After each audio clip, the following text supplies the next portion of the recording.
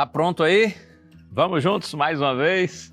Bom dia para você. O texto bíblico está na carta aos Romanos, capítulo 7, verso 7. Isso, Romanos, capítulo 7, verso 7. Que diremos então? Que a lei é pecado? De modo nenhum. Mas eu não teria conhecido o pecado, a não ser por meio da lei, porque eu não teria conhecido a cobiça, se a lei não tivesse dito, não cobice.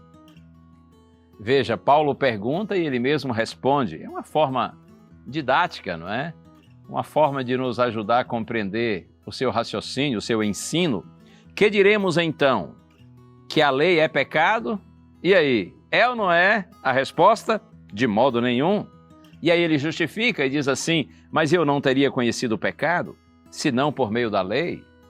Porque eu não teria conhecido a cobiça se a lei não tivesse dito, não cobice. Aqui Paulo está citando o 10º mandamento da lei de Deus, que está registrada lá no livro de Êxodo, no Antigo Testamento, no capítulo 20. A ideia é que a lei aponta o pecado, ela adverte, sinaliza, mostra o perigo, e procura nos conduzir para um caminho seguro. O propósito da lei não é nos salvar, mas é nos apontar o perigo para que a gente se desvie dele. Você sabe que no passado, nos tempos do Antigo Testamento, muitos filhos de Deus tiveram uma compreensão equivocada a respeito desse assunto e eles tentavam viver em obediência à lei como forma de buscar a salvação. É o que a gente chama de uma atitude legalista, tentativa de salvação por meio de obediência à lei.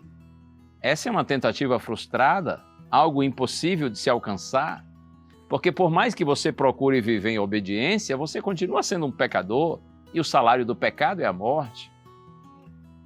Mas existe um outro extremo que é muito perigoso em nosso tempo. Aqueles cristãos que pensam assim, não, essa coisa de salvação por meio de obediência à lei não está com nada. Nada de lei. O nosso negócio é a graça, nós estamos debaixo da graça de Deus. O que importa é a graça de Deus. A lei pode ser ignorada. Ei, cuidado. Cuidado porque esse caminho é tão perigoso e inútil quanto o caminho pelo qual muitos filhos de Deus nos tempos do Antigo Testamento também procuraram passar. A graça de Deus não anula a sua lei. De tanto enfatizar o valor e poder da graça divina, alguns podem até pensar que o apóstolo Paulo ele desprezava a lei de Deus. Por isso é que ele faz questão de enfatizar que a lei de Deus é santa, o mandamento é santo, é justo e é bom. Aqui mesmo, olha, eu leio, verso 12. Assim a lei é santa e o mandamento é santo, justo e bom. Quando ele diz que que a lei não é pecado,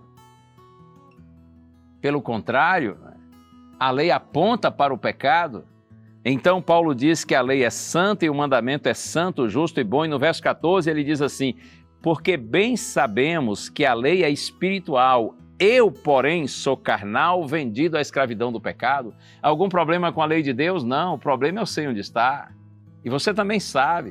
O problema está em nosso coração, em nossa natureza. Por isso que Paulo diz, a lei é espiritual, eu, porém, sou carnal, vendido à escravidão do pecado. A lei nos incomoda, nos confronta, nos desafia. Cuidado com o preconceito com a lei de Deus, porque muitos cristãos hoje têm preconceito com a lei de Deus.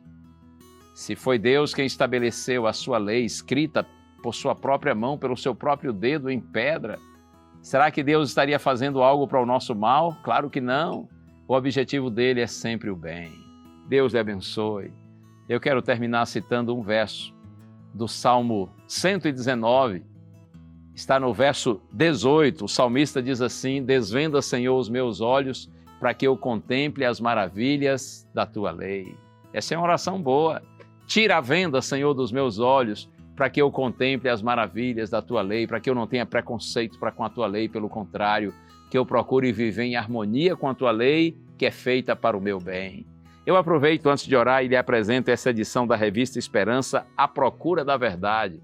Aqui você vai ver um capítulo especificamente sobre a lei de Deus e eu penso que você vai se encantar com a mensagem ao compreender que, de fato, a lei de Deus não é para o nosso mal, muito pelo contrário, é para que nós tenhamos uma vida com sentido, com propósito, com santidade e com esperança.